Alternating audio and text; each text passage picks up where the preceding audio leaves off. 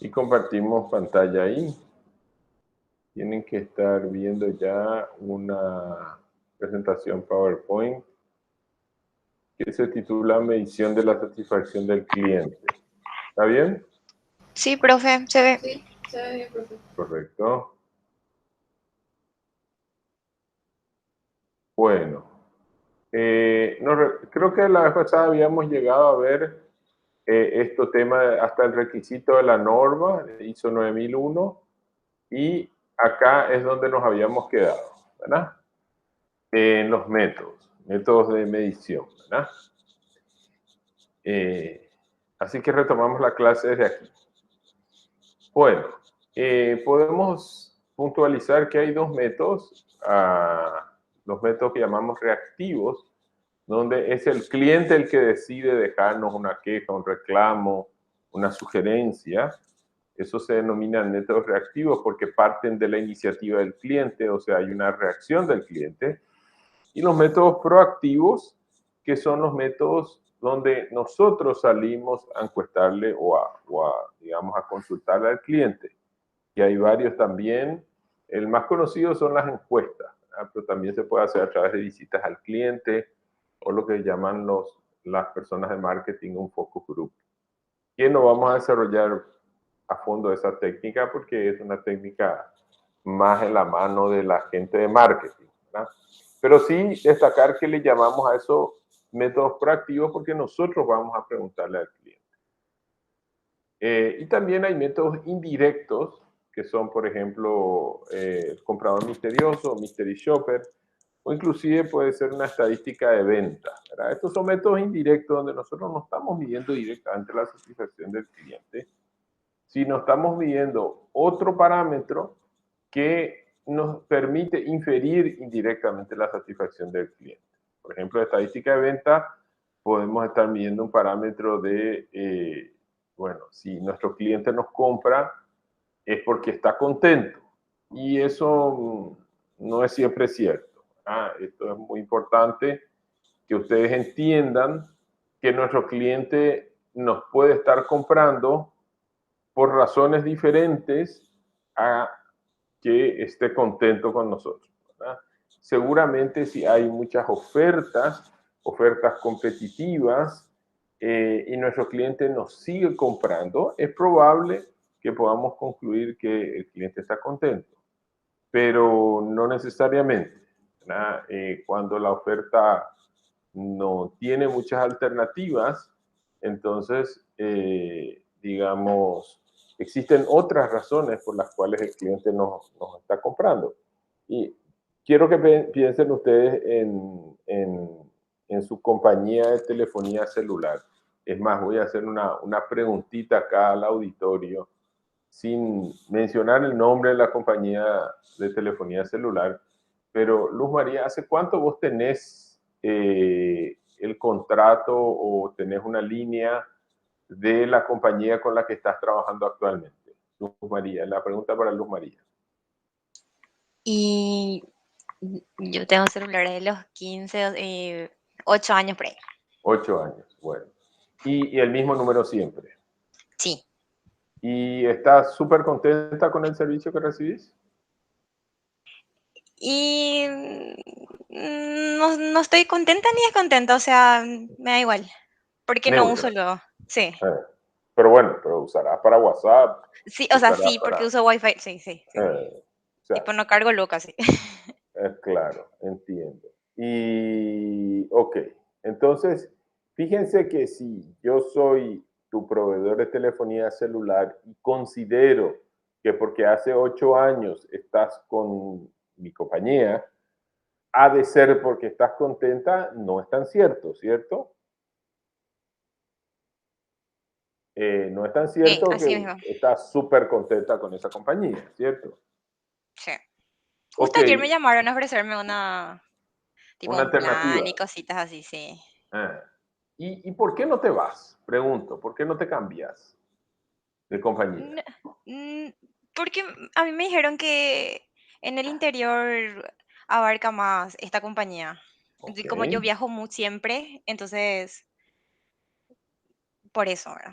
perfecto. Bueno, ahí tenemos para todos los compañeros un ejemplo claro de que las motivaciones para seguir comprando una empresa pueden ir más allá de la satisfacción. No es cierto que porque mis clientes estén contentos, o sea, que porque mis clientes me sigan comprando quiere decir que están contentos, ¿verdad? En este caso, Luz María sigue comprando el servicio de su compañía de telefonía celular porque ella está convencida de que tiene mejor cobertura, que es un factor muy importante, pero que no está necesariamente asociada a su satisfacción, sino simplemente es una necesidad que ella tiene de comunicarse a distintos puntos del país.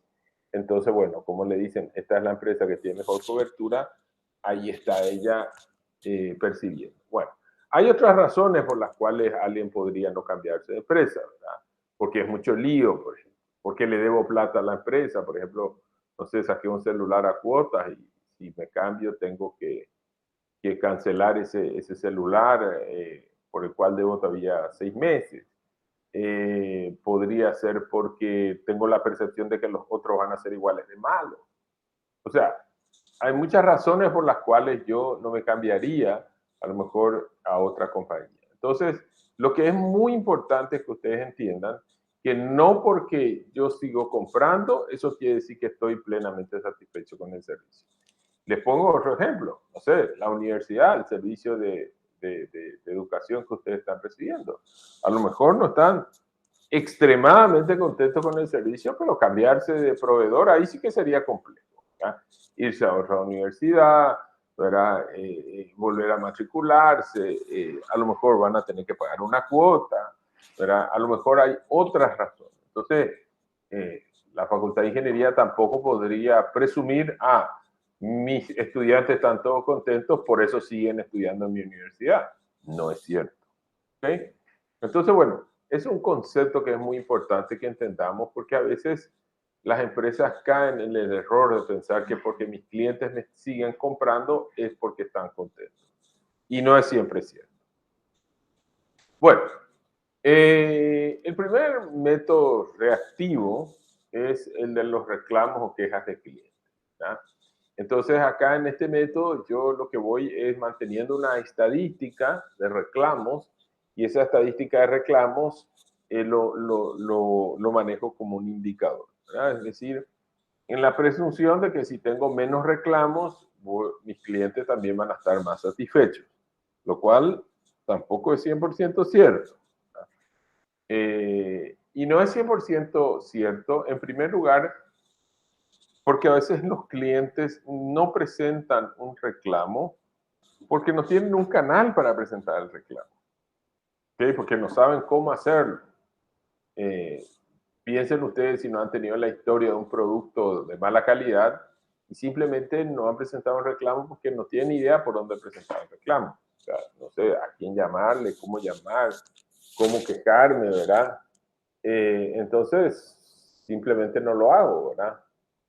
También es importante destacar que existen casos en que uno presenta reclamos y casos en que uno no presenta. Y acá voy a hacerle una consulta. Voy a consultar a otro de los participantes aquí de la clase, Arnaldo. Arnaldo, ¿estás ahí? Arnaldo Jesús Caballero. Sí, profe.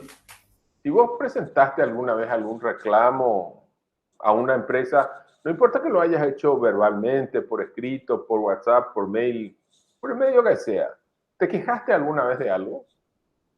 ¿O Y presentaste algún realmente reclamo? de quejarme sí me quejé, pero nunca presenté así una queja formalmente. Porque ante la empresa te quejaste. Ante la empresa no, No, no. O no. sea, lo comentaste entre tus amigos, ¿verdad? Te Sí, playaste, pero no presentaste el reclamo a la empresa. no, que yo recuerde al menos no. Ok. Y entonces te voy a preguntar, ¿por qué no presentaste el reclamo? ¿Por qué no presentaste la queja? Y realmente es, eh, ¿Te nunca recuerdas, es te un recuerdas un lugar que caso yo recuerdo donde tenía un concreto? buzón o algo. Eh, ¿Te recuerdas algún caso concreto de alguna empresa? Sin decir el nombre de la empresa, el rubro nomás. Eh, Sí, en el cual y te haya digamos, plagueado, te hayas quejado con los colegas, con los amigos, pero finalmente no presentaste un reclamo? Sí, recuerdo. Pero como te digo, profe, no encontrar ese lugar donde quejarte normalmente no suele, o no suele ser de fácil acceso, o no suele estar así a la vista como para presentar una queja. Correcto. ¿Qué rubro era la empresa? Y de comida. De comida. Ok. Entonces no te gustó, te plagueaste un poco con los perros, ¿verdad? Pero no presentaste el reclamo. Así mismo. Perfecto, gracias. ¿Alguien de los aquí presentes llegó a presentar alguna vez un reclamo? Presentar inclusive puede ser en forma verbal. ¿Se llegó a quejar a alguna empresa o conoce el caso de, no sé, de su papá, su mamá, su hermano, su tío? ¿Presentó un reclamo a alguna empresa? Profe, yo una vez envié un mail Sí. Contame, ¿qué porque rubro? hotel Hotel, perfecto. y porque no tenían wifi. Ah, O sea, porque tipo, no. tenías que pagar otras extra. Uh-huh, Y por eso me plagué. O sea, me parecía ya demasiado ya. Muy uh-huh. exagerado ya. ¿Te Y por eso. contestaron? No. No. Ok, perfecto. Bueno, perfecto. Es muy interesante, ¿verdad? Cuando un cliente, o sea, para que un cliente se decida a presentar una queja, normalmente no ocurre como ocurrió en el caso de Luz. Generalmente, cuando un cliente nos presenta una queja, es, por ejemplo, no sé si alguna vez ustedes tuvieron un caso de algo que le cobraban en su tarjeta de crédito, los que tienen tarjeta de crédito, y ustedes pensaron que no era adecuado. ¿Alguna vez que no era algo que ustedes realmente compraron o que era un monto equivocado? ¿Alguna vez tuvieron un caso como ese? ¿No? ¿Sí? ¿Ale?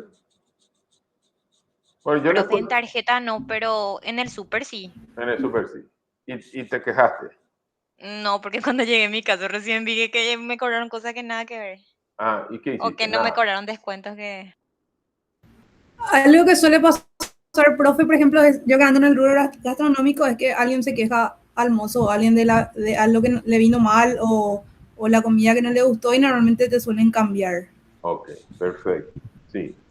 Normalmente esa es la conducta habitual, ¿verdad? O sea, el que se queja es porque quiere algo a cambio. O sea, en un restaurante, el que se queja es porque quiere una respuesta, ¿verdad? Pretende una respuesta. Esa respuesta puede ser un reembolso, ¿verdad? Por ejemplo, si yo me quejo porque vino algo mal en mi tarjeta de crédito, vino algo mal en mi factura, es porque quiero que me devuelvan la plata o que me den algo a cambio, ¿verdad? Puede ser un reembolso o puede ser, en este caso, que le cambien una comida que uno, digamos, le sirvieron mal o una cosa así, ¿verdad? La mayoría de las personas se queja cuando tiene la esperanza de que su queja sirva para algo. Y ese algo generalmente es algo para la persona que se queja. ¿Qué quiere decir eso? Inmediatamente quiere decir que si yo no tengo la esperanza de que algo va a cambiar a partir de mi queja, es decir, mi queja va a caer, como se dice, en saco roto, es decir, no pasa nada con mi queja, yo no me voy a quejar. Estoy seguro que entre los aquí presentes, incluyéndome a mí mismo, habremos viajado muchas veces en transporte público, colectivo, ¿no?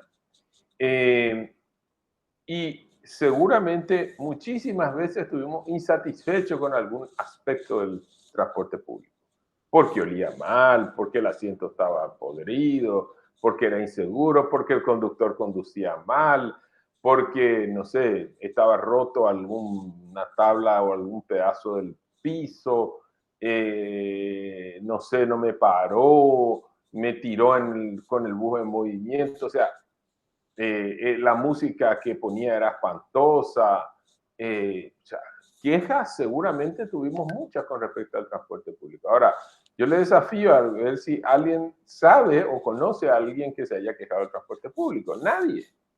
¿Y por qué no nos quejamos del transporte público? Porque no tenemos esperanza de que nada cambie a partir de nuestra queja. ¿Se entiende? Entonces, normalmente cuando nuestra esperanza es nula de que algo realmente cambie a partir de nuestra queja, para nosotros o para otras, digamos, otros casos, entonces no nos vamos a quejar, porque consideramos que es una pérdida de tiempo. Entonces, eso implica inmediatamente que si yo soy una empresa de transporte público que administro una de las líneas que se va a la facultad, ¿alguien conoce una línea que pasa por Marica López y llega hasta la Fiuna? ¿Quién conoce? 56, profe. El La 56. San Lorenzana. Bueno, la San Lorenzana, una línea icónica, ¿verdad? Si yo soy dueño de la San Lorenzana, línea 56, y porque no tengo quejas, asumo que mis clientes están contentos, voy a estar muy equivocado, ¿cierto o no? Voy a estar muy equivocado porque el hecho de que no tenga quejas no quiere decir que mis clientes están contentos. Quiere decir que mis clientes perdieron toda esperanza a Xinjiaranga. Y es así, ¿verdad? O sea, yo personalmente, que anduve muchos años en transporte público, nunca me quejé porque no tengo ninguna esperanza o no tenía ninguna esperanza de que eso iba a cambiar. Entonces, eso es muy importante también entender.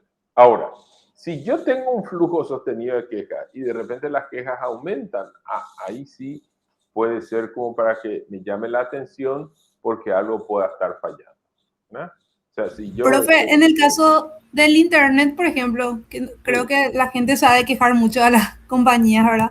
Pero tampoco mejoran su servicio. Y en ese caso vos decís que es porque a pesar de que hay muchas quejas, tampoco la gente se muda a otra compañía porque a lo mejor esta compañía es la que al final es la que está mejor otra vez. Sí, porque cuando uno también se muda de empresa, cuando uno tiene la percepción de que en la otra empresa voy a tener un mejor servicio, ¿verdad? Si yo no tengo la percepción de que voy a tener un mejor servicio, me voy a bancar nomás el viejo conocido, ¿verdad? Entonces, esa es la realidad, ¿verdad? Yo tengo el caso del tema de internet en mi casa, ¿verdad? O sea, yo me cambié de empresa cuando tuve la percepción de que podía cosechar alguna ventaja de eso, ¿verdad? Ventaja, sobre todo en términos de calidad de servicio, ¿verdad? Entonces, sí, el hecho de que, como les digo, ¿verdad? De que los clientes no se quejen, no quieren decir que estén contentos, ¿verdad?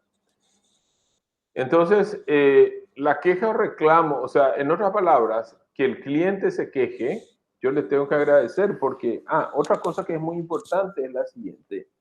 ¿Cuántas veces no se fueron ustedes? Como se fue el amigo, ¿quién era el que se fue al restaurante? Arnaldo era, ¿verdad? El que contó que se fue a un restaurante o lugar de comida y tuvo una queja y no presentó la queja. Sí, profe. Yo. ¿Y te volviste a ir a ese lugar, Arnaldo? Y hay veces que no me quedaba de otra y sí, y otra vez. Ok. Si no te queda de otra, a lo mejor te vas a ir, ¿verdad? Pero si tenés alternativas, es que no te vas a volver a ir.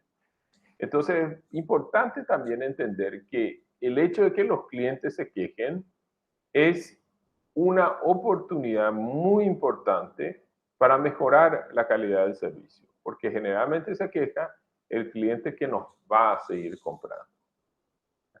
Entonces, si el cliente se queja, yo le doy una respuesta, por ejemplo, en el caso del internet, el hotel sin internet, que contaban, ¿verdad?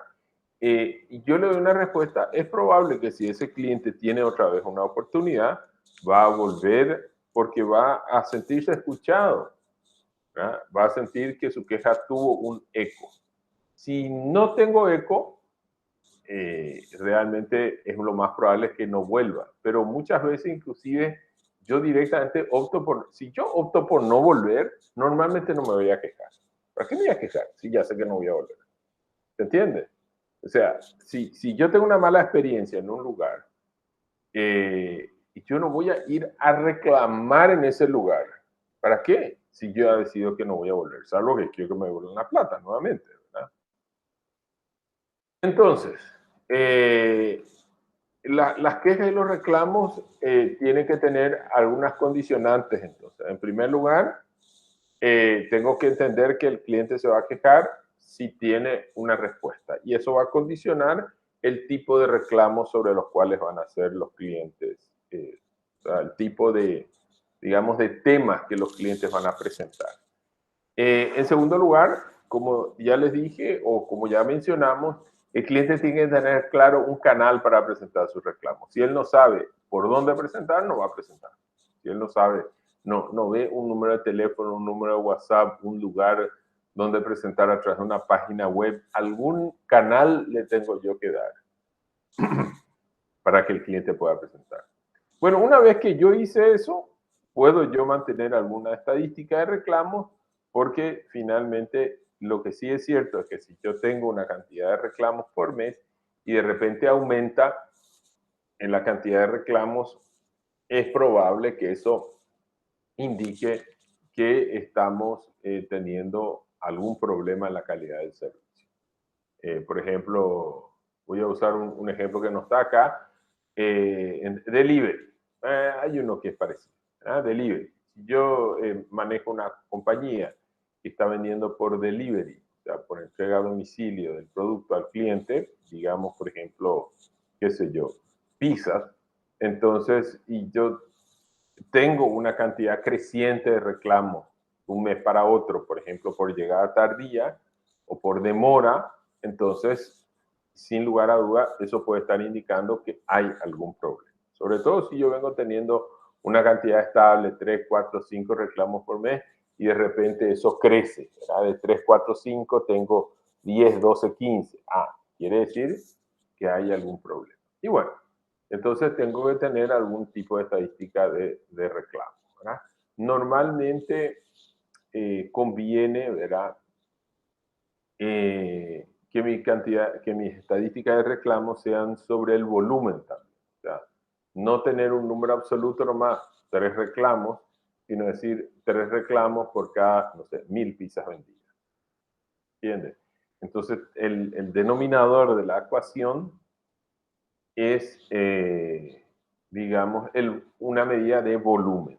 ¿Ah? Porque obviamente, si yo digo, bueno, el mes anterior tuve 5 reclamos y este mes tuve 10, uno podría pensar que empeoró. Pero ¿qué pasa si el mes pasado vendí 1000 y este mes vendí 3000? Obviamente, por 1000, digamos, unidades vendidas, este mes tuve realmente menos reclamos. Pasé de 5 a 10, dupliqué los reclamos, pero tripliqué el volumen de venta. Entonces yo hago 5 sobre 1000 es 5 por cada 1000, y si yo hago 10 por cada 3000 es más o menos un 7 por cada, un 4 o 3, algo por cada 1000, ¿verdad? Entonces disminuyó, sí, 3,33, exactamente. Disminuyó realmente la cantidad de reclamos por cada 1000. Entonces siempre en el denominador de mi estadística de reclamos, de mi indicador de reclamos, tengo que poner alguna medida de volumen, cantidad de entregas, cantidad de casos, cantidad de unidades vendidas, guaraníes vendidos, lo que sea.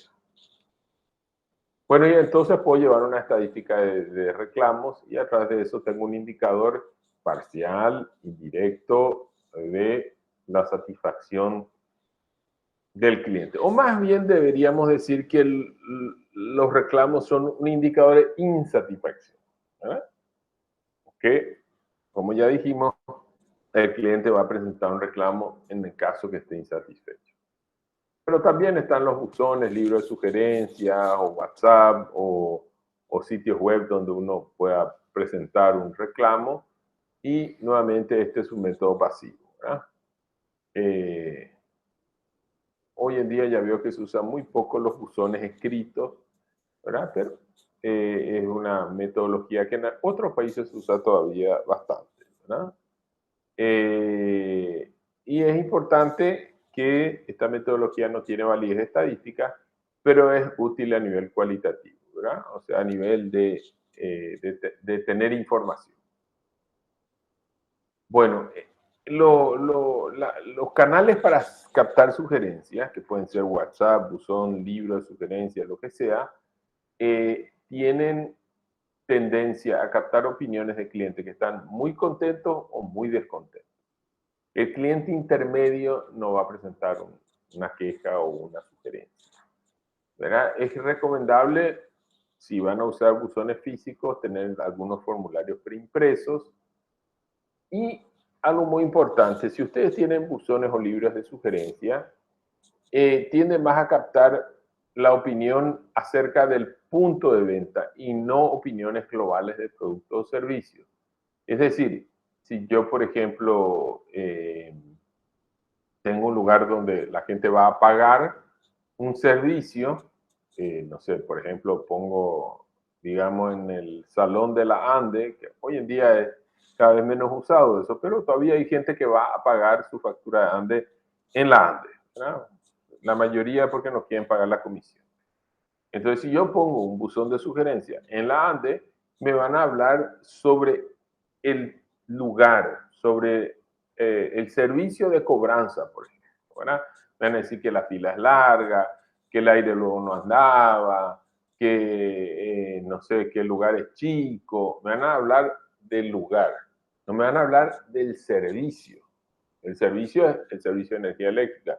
Nadie me va a poner en un buzón de sugerencias que haya físicamente en un lugar como ese, en la ANDE, por ejemplo, una queja porque, no sé, la tensión eléctrica no es estable o se corta mucho.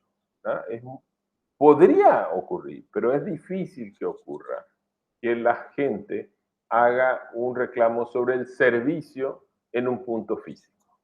Salvo que el servicio se preste en el punto físico, que puede ser un ejemplo concreto, un supermercado. En un supermercado, toda la experiencia del cliente se produce en el punto físico. O sea, el cliente se va, elige su mercadería, pasa por la caja, paga.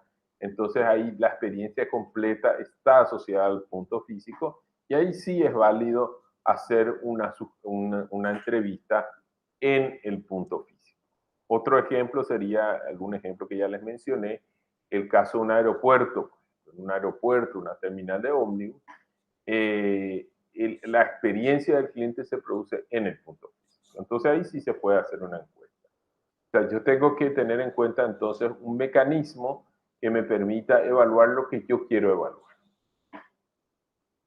Bueno, las limitaciones de este tipo de metodología: no se puede seleccionar al cliente que responderá, responde el que quiere, no debe tomarse o no debería tomarse como único medio de la evaluación de satisfacción. Entonces, ¿qué podemos hacer?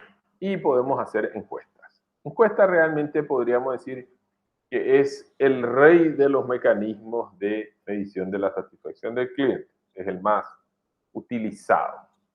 Y acá tenemos un pequeño itinerario de cómo hacer encuestas. Tenemos que planificar, acopiar la base de datos, es decir, a quién le vamos a encuestar. Hay casos donde eso no es necesario, ya les voy a hablar de eso. Determinar cuántas muestras vamos a hacer, a cuántas encuestas vamos a hacer. Ejecutar después las encuestas, es decir, presentar la encuesta, procesar el informe, ¿verdad? Si vamos a procesarlo manualmente, hoy en día hay servicios como Google Forms que ya nos procesan el informe, analizar el informe, elaborar un plan de acción, implementar y evaluar la eficacia del plan, ¿verdad? Esos serían los caminos.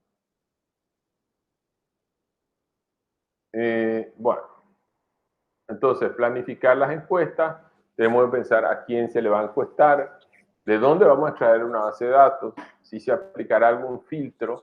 Por ejemplo, si yo estoy encuestando a clientes que, vamos a suponer que soy una empresa que vende autos, entonces le voy a encuestar a los clientes que me compraron un vehículo durante el último año.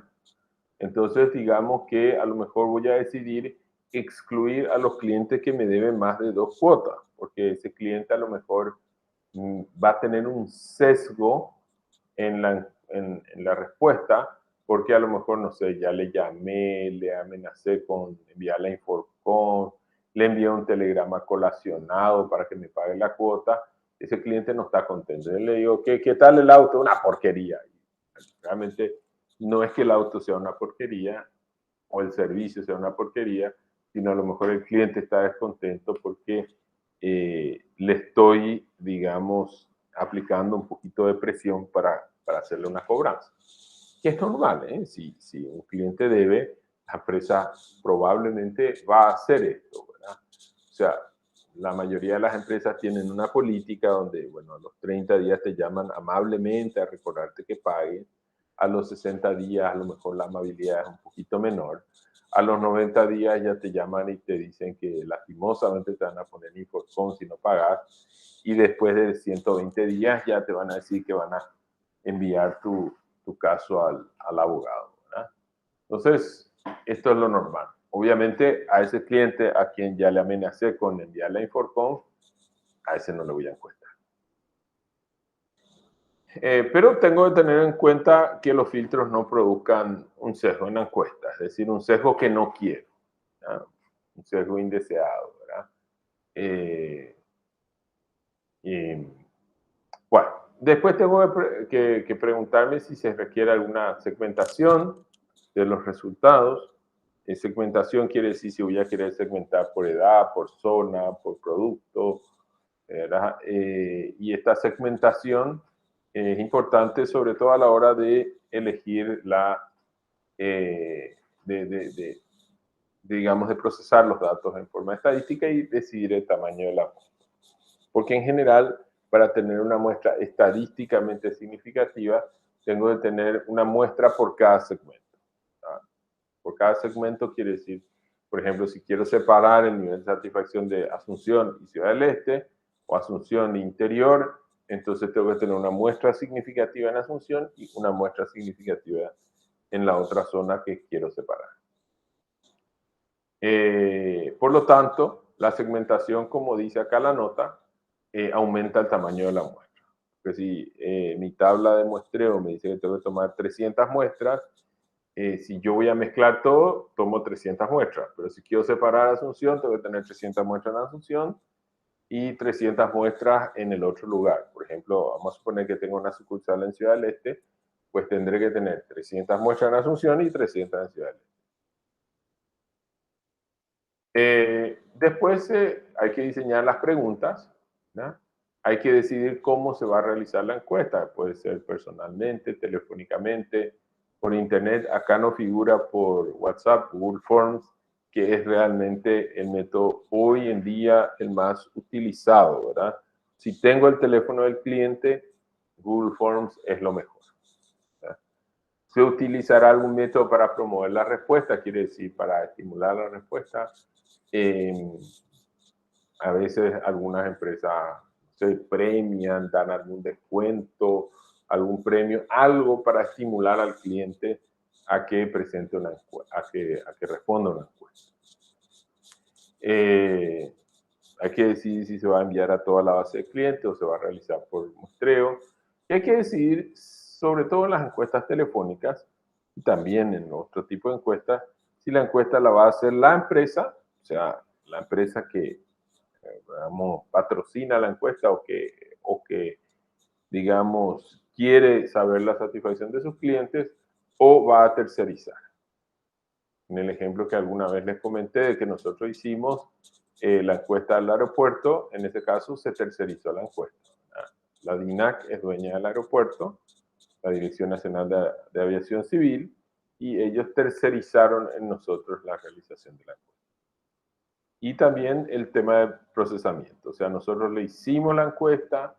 En ese caso, la encuesta se hizo personalmente, es decir, enviamos encuestadores que fueron al aeropuerto con un formulario aprobado por el cliente y se acercaban a las personas y le decían, disculpe señor, usted querría contestarme una encuesta. Yendo a otros países, también he visto que esto es habitual, ¿verdad? Muchos países he sido interrumpido por alguien que me dice tendría unos minutos para contestarme una encuesta, ¿verdad? Acá nosotros hicimos en papel, ¿verdad? Con plancheta. En otros países ya veo que usan algún método un poco más moderno. Por ejemplo, una computadora sobre un celular, por ejemplo, para ir anotando las respuestas. Una tablet o una cosa así. Bueno,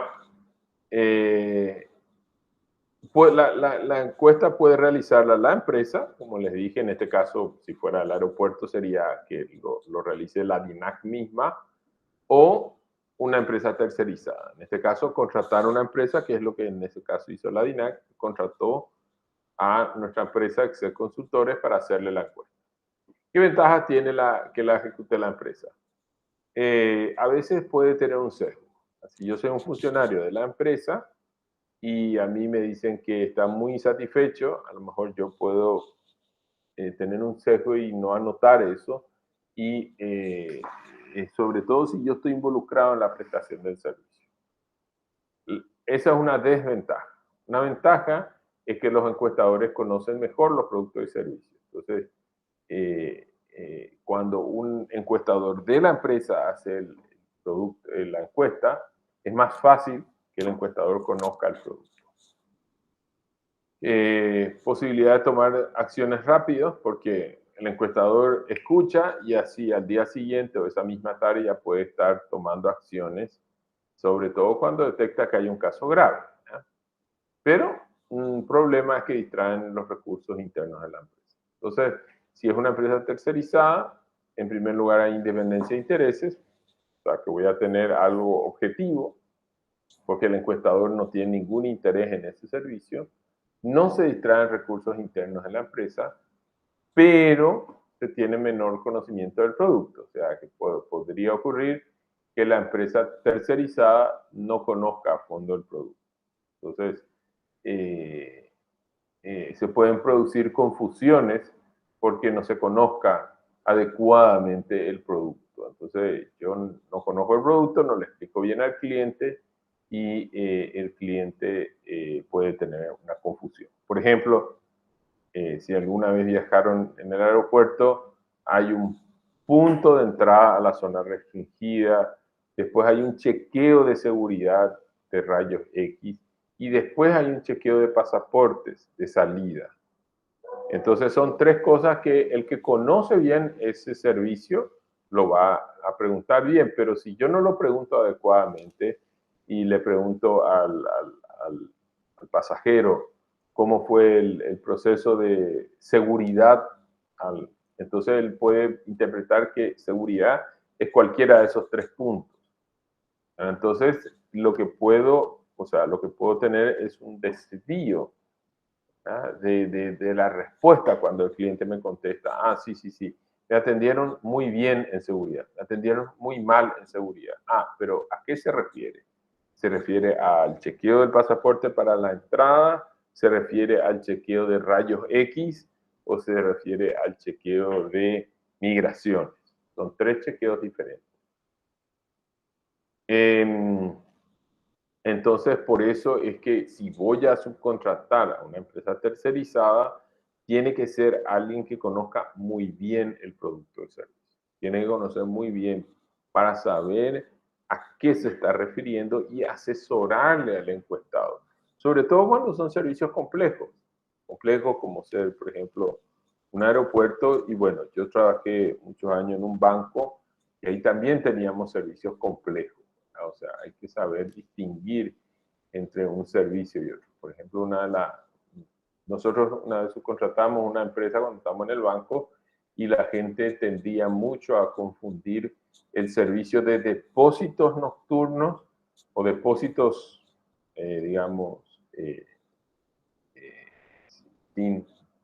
sin personas, y lo confundían con el servicio del cajero automático o el ATM que se llama, ¿verdad?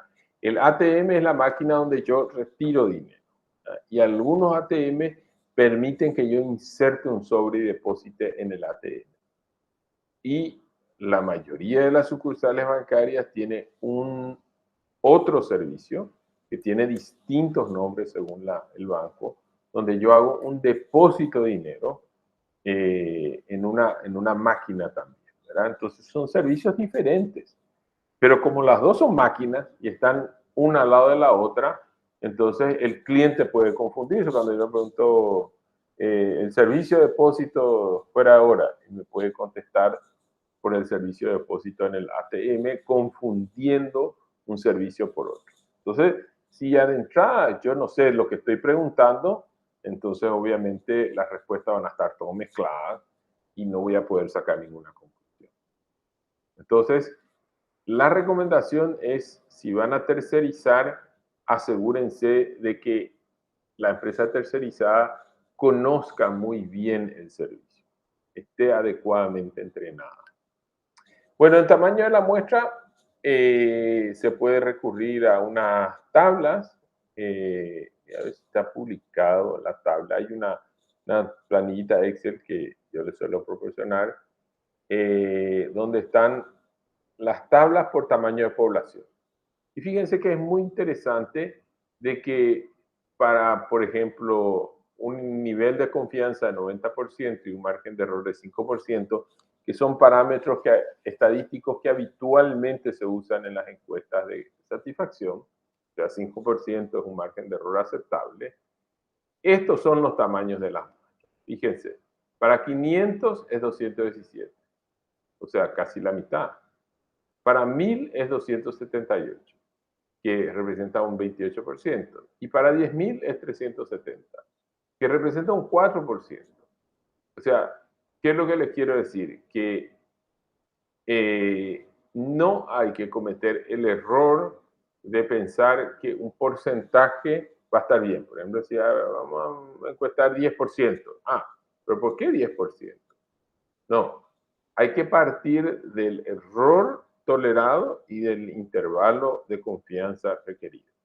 El error y el intervalo de confianza funcionan así. Si yo tengo un error de 5% y un intervalo de 90%, quiere decir que yo tengo un 90% de probabilidad de que el error esté dentro de 5% o inferior. Eso quiere decir. Entonces, si yo aumento mi intervalo de confianza, o quiero aumentar mi intervalo de confianza, o quiero aumentar o disminuir mi porcentaje de error, el tamaño de muestra va a aumentar. Pero les digo que en calidad, donde normalmente no estamos buscando una precisión brutal, ¿verdad? Normalmente estamos con un intervalo de 90% y un margen de error de 5%. ¿Qué te da esta cantidad de muestras aproximadas? ¿Sí? Entonces, eso es importante de entender. El tamaño de la muestra, también hay sitios web hoy donde se inserta el tamaño de la muestra, o sea, el tamaño de la población, el intervalo de confianza, el margen de error, y te dicen el tamaño de la muestra sin problema. Bueno, también hay que tener en cuenta el canal de obtención por correo electrónico, internet o Google Forms, como dije, que todavía no está actualizada acá en mi presentación. Encuestas personales en el punto de atención. Esto se usa mucho, por ejemplo, como les dije, en aeropuertos, supermercados y otros, donde la experiencia del cliente se produce en el local. También se puede hacer a través de visitas a clientes. Cuando tengo clientes muy importantes, entonces es bueno a veces hacerle una visita al cliente. Yo creo que ya les comenté que fui gerente de calidad 3 años en el Citibank, ya hace muchos años, hace 20 años más o menos. Y cuando yo estaba en el Citi, ¿verdad? Que era un banco en aquella época muy importante, nosotros a los clientes corporativos más importantes le hacíamos encuesta personalizada. Es decir, que nos íbamos, le visitábamos y le preguntábamos cómo ellos tenían, qué tipo de servicio estaban obteniendo el banco. Pero personal, visita personal. Es cara. Imagínense que un gerente de calidad se vaya a hacer una encuesta, pero así también habían 10, 15, 20 clientes que eran los clientes más importantes del banco y que merecían esa atención. O sea, por el volumen de transacciones merecían esas atenciones especiales. Por ejemplo, algunas multinacionales muy importantes o algunas empresas que realmente eran empresas de peso para el banco. Y bueno, y las encuestas telefónicas que también son habituales, que tienen un buen nivel de respuesta generalmente. El cliente responde bastante bien por teléfono. Yo les diría que sigue siendo el método que mejor nivel de respuesta tiene, inclusive mejor que Google Forms. Porque es como que yo le capturo al cliente en la encuesta telefónica, o sea, él me tiene que decir sí o no.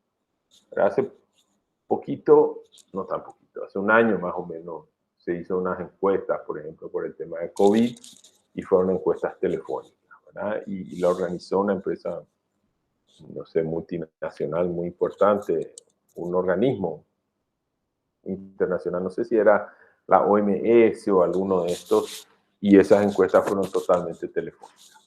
También hay que tener en cuenta que todavía, lastimosamente, el hacer una encuesta con Google Forms introduce un sesgo. ¿Cuál es el sesgo?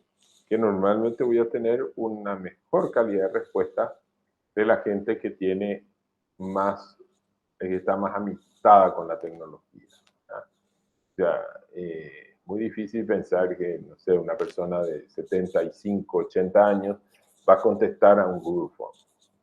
Culturalmente no lo van a hacer. Inclusive hay gente que maneja WhatsApp, pero donde ya entrar a un Google Forms ya le va a asustar un poquito.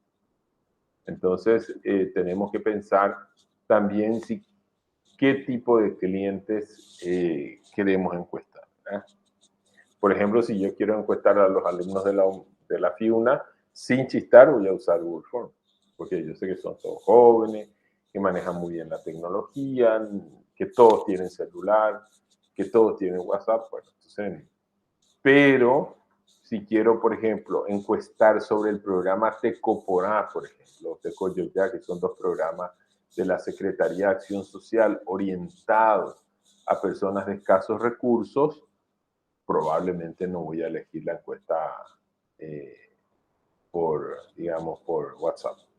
Sí, podría ser telefónica. Hoy en día la telefonía celular tiene una penetración muy grande en el país, o personal. Solo que ahí personal va a ser un costo muy grande porque tengo que ir a donde están las personas y estas personas están en todo el país. Entonces, las encuestas personales pueden ser muy costosas, pero puede ser que sea la mejor forma en este caso. Bueno, ¿cómo se construye un cuestionario para hacer una encuesta? Pueden estar compuestas de preguntas cerradas y preguntas abiertas. Preguntas cerradas son las que tienen una cantidad específica de respuestas, ¿verdad? O sea, por ejemplo, su nivel de satisfacción del 1 al 5. Y las preguntas abiertas son donde las personas se pueden explayar y pueden escribir algo, ¿verdad? Escriben un texto, por ejemplo, ¿verdad? Por ejemplo, si le pregunto, ¿ha tenido usted un problema? Sí, no. Esa es una pregunta cerrada. Si me contesta sí, ¿podría por favor describir su problema? Y ahí entonces le abro un campo abierto donde puede escribir su problema, ¿verdad? Algunas recomendaciones para la construcción de cuestionarios. En primer lugar, sea breve. Fíjense, acá está mal esto. El funcionario del servicio al cliente me atendió de manera cordial y amable cuando solicité su servicio. Leo toda la pregunta y ya me aburro, ¿verdad? Entonces, mejor ponerlo en forma más breve. El funcionario que me atendió fue amable o fue cordial y amable. Evitar frases ambiguas. El servicio fue adecuado. Es muy genérico. Entonces, mejor poner cosas concretas. El tiempo de espera para ser atendido fue breve. El producto ofrecido se adecua a mis necesidades. Son preguntas concretas. Otro tema. Otro error que hay que evitar. Evitar combinar dos atributos en una sola frase. El funcionario escuchó mis necesidades y me solucionó rápidamente el problema. O sea, si esto me contestan que no, ¿verdad? O que no están contentos con este atributo, yo no sé si es porque el funcionario no escuchó mi necesidad, porque no me solucionó el problema, o porque me solucionó pero no fue rápido en la solución. Están tres atributos mezclados, acá no son solo dos, son tres atributos mezclados en una sola frase. Entonces, cuando el cliente me dice no es cierto, o nivel de satisfacción bajo con esta pregunta, yo no tengo forma de saber por qué. Si fue por A, por B o por C. Entonces es mejor ser concreto. El funcionario escuchó mis necesidades, es una cosa. El funcionario solucionó el problema, es otra cosa. Y solucionó rápidamente el problema, es una tercera cosa. 3 cosas en una frase que yo puedo dividir. Y acá, al dividir, quiero decirles también que manejen encuestas razonables. Yo suelo tener una encuesta de mi banco que tiene 4 carillas. 4 carillas en un tamaño de papel superior a 4 y en un tamaño de letra que es chiquitito. Uno dice, 4 carillas de encuesta, espera un ratito, ¿cuántas preguntas habrán ahí? 80. ¿Verdad? Entonces uno mira así y ya le da una pereza tremenda, por más que te digan que, no sé, que te van a sortear, no sé, 1.000.000 de guaraníes, decís, una fiaca. Entonces, no abusen con la cantidad de preguntas, prioricen, y eso se hace generalmente en un equipo, donde el equipo vota y dice, esto me parece más importante y esto menos importante. Bueno, también preguntas conducentes no hay que hacer, ¿verdad? Suposiciones. ¿Considera que el servicio de ingreso ha mejorado con el sistema de reconocimiento facial? Sería una pregunta conducente. Acá uno espera que le digan que sí, ¿verdad? Entonces, mejor poner una pregunta que no te conduzca a una respuesta. ¿Cuál es su nivel de satisfacción con el servicio de ingreso?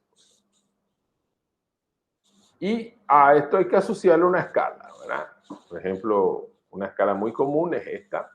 Muy insatisfecho, insatisfecho, neutral, satisfecho, muy satisfecho. ¿Verdad? Hay escalas de 4 también, muy malo, insuficiente, bueno, excelente. La escala de 4 tiene la ventaja de que no hay columna al medio. Entonces no hay la tentación de poner un 3 ahí neutral, que a veces lo ponemos por comodidad. Entonces, esta escala de 4, el 1 y el 2 son malos, el 3 y el 4 son buenos. Entonces como que me obliga ahí a definirme. También se puede expresar, esto tiene que estar asociado a una pregunta expresada, por ejemplo, decir, me atendieron muy bien. Estoy en desacuerdo, estoy de acuerdo, muy de acuerdo. O sea, me atendieron muy bien. ¿Qué tan de acuerdo estoy? El producto es excelente. ¿Qué tan de acuerdo estoy? La comida fue sabrosa. La atención fue rápida. Entonces, es una forma también de redactar las encuestas. Bueno, y hay otras opciones, ¿verdad? Acá lo importante es que ustedes entiendan que el tipo de pregunta tiene que ser coherente con las escalas que yo uso. Por ejemplo, yo no voy a poner, el producto fue bueno, muy satisfecho, satisfecho. No, si quiero este tipo de escala o esta, tengo que formular la pregunta de otra forma. Por ejemplo, decir, calidad de producto. Ahí sí. Excelente, bueno, insuficiente, muy malo. Rapidez de atención. Excelente, bueno, insuficiente, malo. Entonces, para este tipo de escala, me atendieron rápido. Estoy de acuerdo. Muy de acuerdo. Fueron amables. Muy de acuerdo. ¿Se entiende? O sea, el tipo de redacción tiene que ser coherente con el tipo de escala. Y de ser posible, una recomendación que yo les hago es no cambien la escala a lo largo del cuestionario. Hay muchísimas encuestas que yo he recibido donde la pregunta 1 es en escala de muy satisfecho, satisfecho, qué sé yo. La pregunta 2, excelente, bueno, insuficiente. La pregunta 3, muy de acuerdo, de acuerdo. Entonces, esto es muy confuso para el cliente y ustedes pueden tener un resultado equivocado, un resultado malo, por ejemplo, no porque el producto, el atributo esté con insatisfacción, sino porque el cliente no entendió cómo contestar. Esto, por ejemplo, de poner cosas como que, por ejemplo, no sé si se percataron, no sé si alguna vez ustedes donaron sangre, pero en la donación de sangre hay preguntas de sí o no. Pero hay preguntas donde uno debería contestar que sí y hay preguntas que debería contestar que no. Por ejemplo, dice, ¿usted viene obligado a donar sangre? No. ¿Usted recibió dinero por donar sangre? No. ¿Usted, no sé, viene a donar solo porque quiere saber si tiene SIDA o no? No. ¿Verdad? Y después hay preguntas que deberían ser contestadas con un sí. No sé, ¿usted viene libremente a donar sangre? Sí. ¿Verdad? Entonces, intencionalmente en este tipo de cuestionarios, como el de la donación de sangre, que no es una encuesta, es un cuestionario, están cruzadas las preguntas, ¿verdad? Algunas que deberían contestarse con sí, otras que deberían contestarse con no, y la intención es que el que contesta esté atento a la respuesta que está dando, que realmente dé una respuesta sincera y que no marque nomás no, no, no, no, no, no, no. ¿Ah? Entonces, esto es un truco o una estrategia que funciona en ese tipo de encuestas, pero en las encuestas de satisfacción no hagan esto, ¿verdad? O sea, tienen que usar una sola escala y donde, por ejemplo, el 5 es siempre lo excelente. Bueno, entonces acá hay diferentes tipos de encuestas, no para aplicar todas en la misma digamos, en el mismo formulario, ¿verdad? ¿Qué tan satisfecho quedó usted con la claridad del documento? Muy satisfecho, insatisfecho, satisfecho, muy satisfecho. ¿Cómo evaluaría la claridad del documento? Es la misma pregunta, pero con otra escala. Excelente, buena, regular, insatisfactoria. La claridad del documento era deficiente, regular, buena, excelente. El contenido del documento era muy claro. Me resultó fácil de entender y completar. Muy de acuerdo, medianamente de acuerdo, en desacuerdo. Entonces, fíjense cómo 4 formas de redactar la misma pregunta. A mí particularmente me gusta esta, la excelente, buena, regular, insatisfactoria, y me gusta esta, muy de acuerdo, etc. Contenido del documento era claro. Y muy importante, siempre las buenas notas tienen que estar o al principio o al final. En este caso, por ejemplo, fíjense que el muy satisfecho está al final y en este caso el excelente está al principio. Entonces, no hay problema. Pueden estar todo al principio, todo al final, pero mantengan nuevamente la coherencia del formulario. Bueno, algunos factores que pueden considerar, ahí pueden leerlo ustedes después. Acceso, comunicación, capacidad, cortesía, bueno, son algunas ideas que pueden usar para cuando están haciendo una encuesta sobre calidad del servicio. Y sobre el producto, acá hay algunas ideas también, ¿verdad? Desempeño, conformidad, etcétera. O sea, ustedes eligen alguno de estos, les puede servir de tipo de checklist para diseñar sus formularios de encuesta.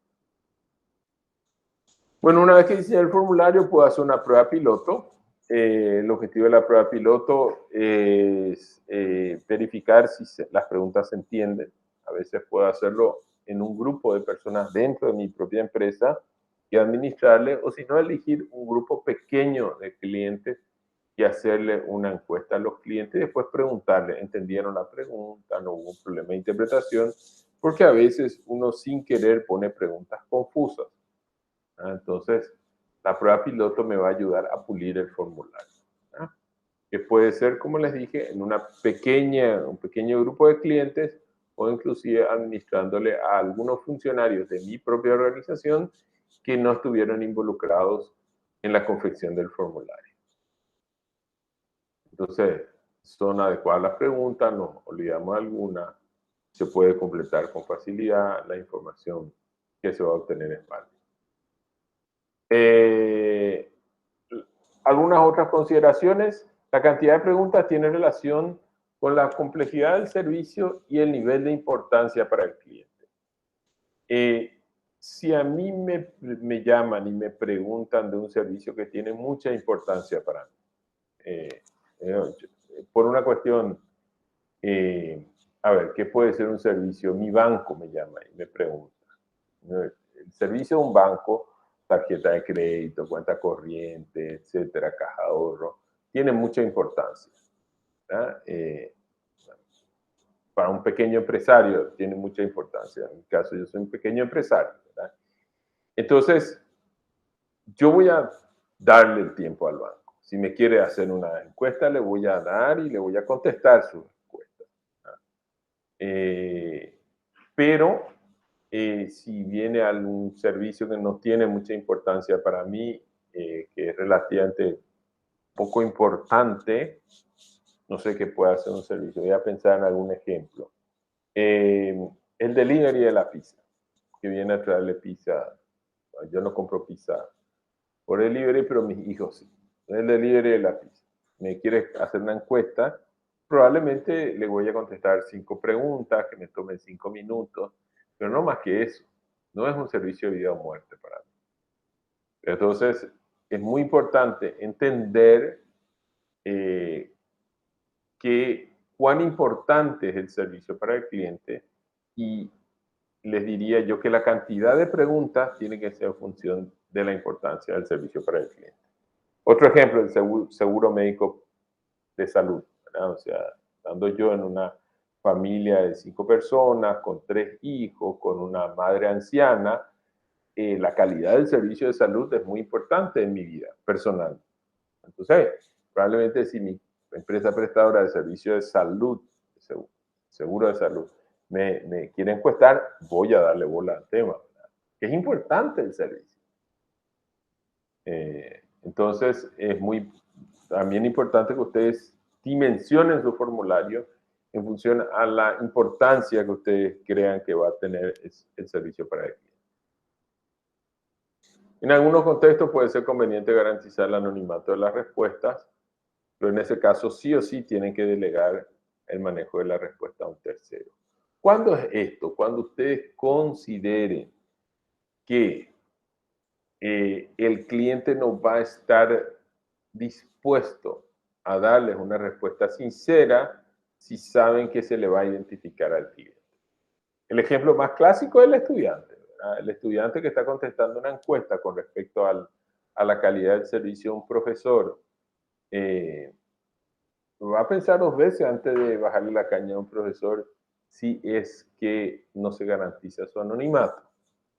Entonces, es bueno que en ese caso se garantice el anonimato de la respuesta. Y mantenga una única escala, y hablamos de eso. Bueno, y después puedo agregarle una pregunta de satisfacción general que puedo ponerla siempre al principio o siempre al final del formulario. Por ejemplo, la pregunta de satisfacción general diría, bueno, en términos generales, ¿cómo está usted satisfecho? Califique del 1 al 5 el servicio general de nuestra empresa, un banco, por ejemplo. Del 1 al 5, califique en términos generales el nivel de satisfacción con el servicio de seguro de salud. Es una pregunta general. Del 1 al 5, califique su satisfacción con la Facultad de Ingeniería. Del 1 al 5. O no sé, la escala que sea, del 1 al 4, la escala que sea. Entonces, una pregunta general. Estas preguntas generales, digamos, sirven para tener un indicador de la satisfacción general. Y son muy útiles también. También se pueden poner una pregunta de ¿volvería a comprar productos de nosotros? O sea, por supuesto, esto no cabe en la universidad, ¿verdad? Donde normalmente uno compra un solo producto, es decir, una sola carrera, ¿verdad? Pero si es algo que yo puedo comprar repetidas veces, puedo preguntar si volvería a comprar. Y también puedo preguntar si recomendaría los servicios a una persona conocida.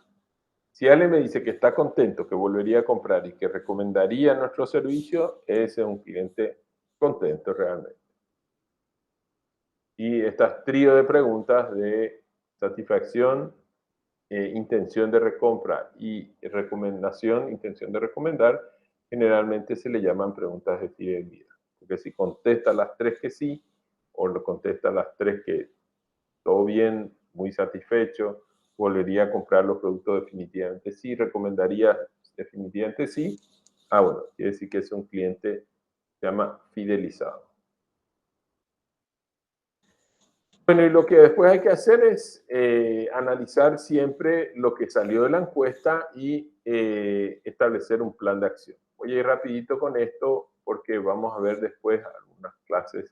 Van a ver con la ingeniería Rosa después, o si ya no lo vieron en las clases de mejora continua, cómo analizar la causa raíz y establecer un plan de acción, que sería exactamente lo mismo que esto. Lo importante es que ustedes entiendan que como fruto de una encuesta, yo tengo que dar una respuesta.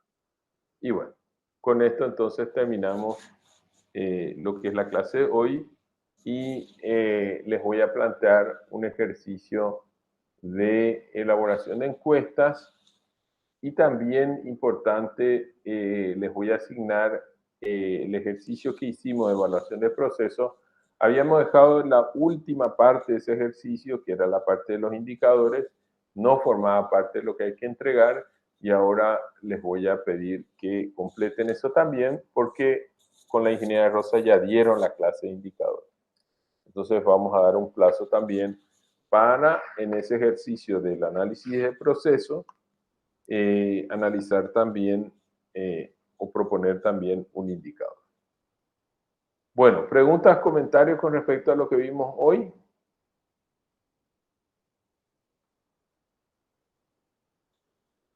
¿Está todo clarito?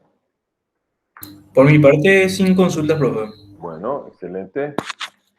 Bueno, entonces paso al siguiente tema.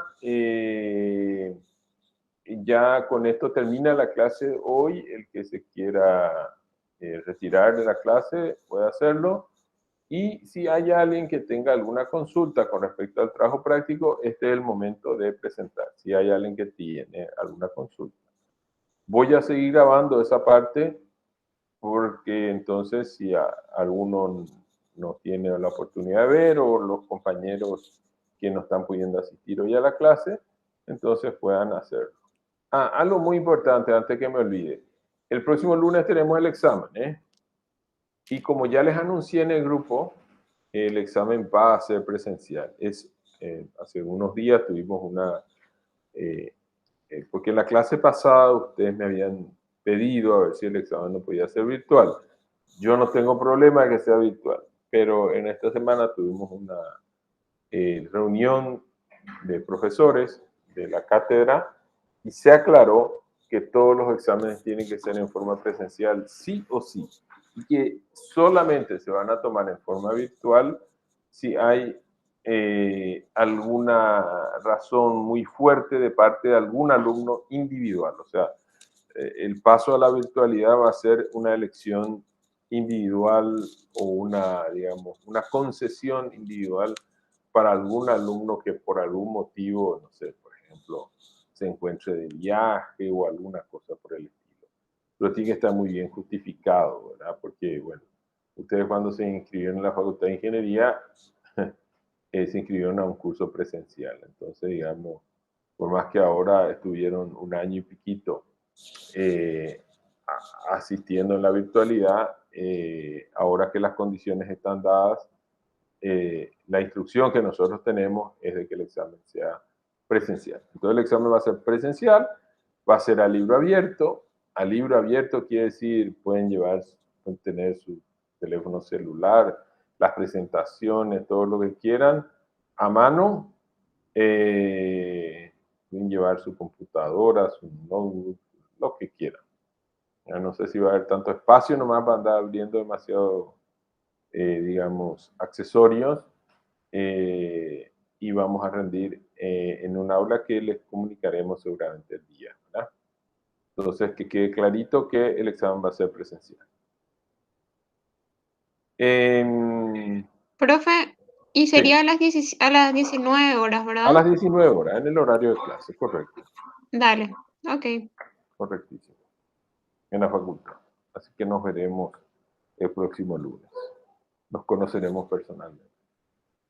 Muy bien. ¿Preguntas con respecto al trabajo práctico, alguien? ¿O están todas ya aclaradas? Profe, una pregunta con respecto Sí. al trabajo. Sí. La fecha esa vas a modificar entonces. ¿Y la entrega se hace una por grupo o cada grande entrega el mismo trabajo? Una por Dale, ahí está. Gracias, profe. Sí, la fecha no modifiqué todavía, ¿verdad? Pero vamos a modificar. ¿Ok? ¿Alguna otra consulta?